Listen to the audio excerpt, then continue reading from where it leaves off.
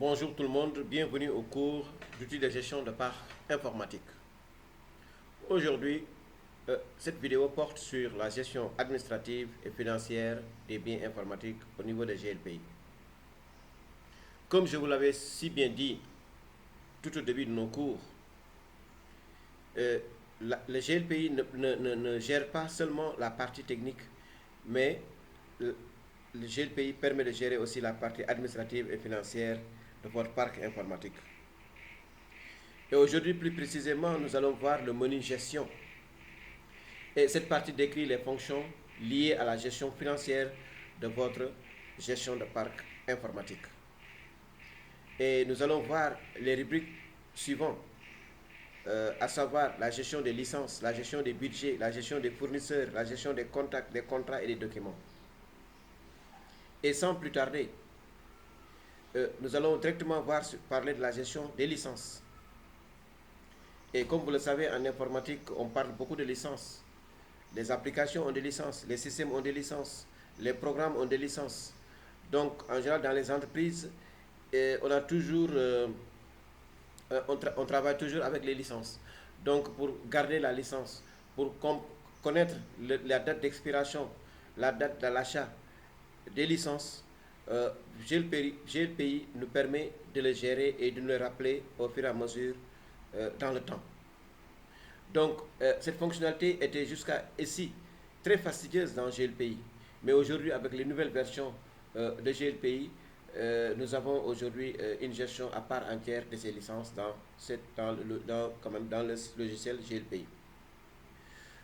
On parle aussi des budgets. Les budgets aussi, cette fonction permet de définir le budget et de les associer à une entité ou à une arborescence d'entité.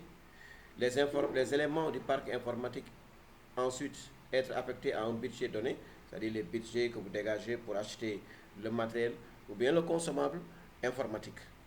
Donc là aussi, on peut travailler, on peut faire un budget par rapport aux achats, par rapport à la vente, etc.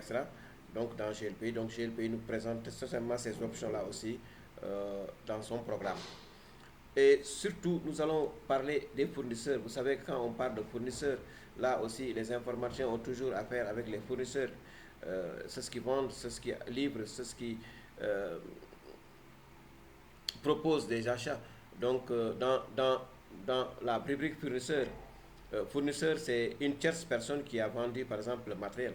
Donc, on peut avoir dans la rubrique fournisseur le numéro de commande, le bon de livraison, la date d'achat, la date de commande, les dates de mise en service, les dates de garantie.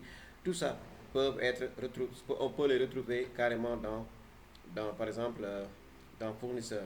Et dans fournisseur, on retrouve aussi budget sur lequel ce matériel a été acheté. Donc là aussi, on peut voir le coût du matériel, etc. Donc la valeur nette comptable, la durée de garantie, la durée d'expiration, etc. Tout ça peut être retrouvé au niveau de GLPI, mais dans la rubrique fournisseur. Vous avez aussi les contacts. Donc là aussi, ça vous permet de gérer les contacts de vos fournisseurs, de vos clients, de vos prestataires au niveau de GLPI. Les contrats que vous signez avec le monde extérieur sont aussi également gérés par GLPI. Vous avez également les documents, les fichiers que vous recevez, que vous envoyez. Donc toute cette intervention des logiciels là aussi peuvent se retrouver au niveau de GLPI. Donc les documents.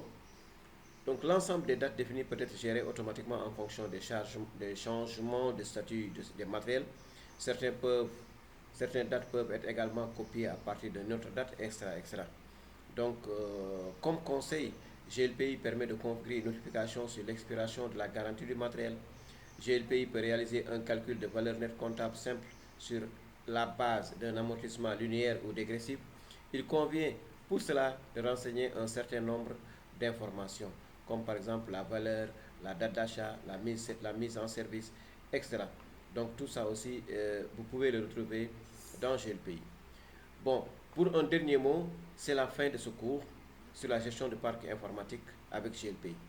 J'espère qu'il vous a plu et que vous y avez retrouvé tout ce dont vous aurez besoin pour votre projet professionnel.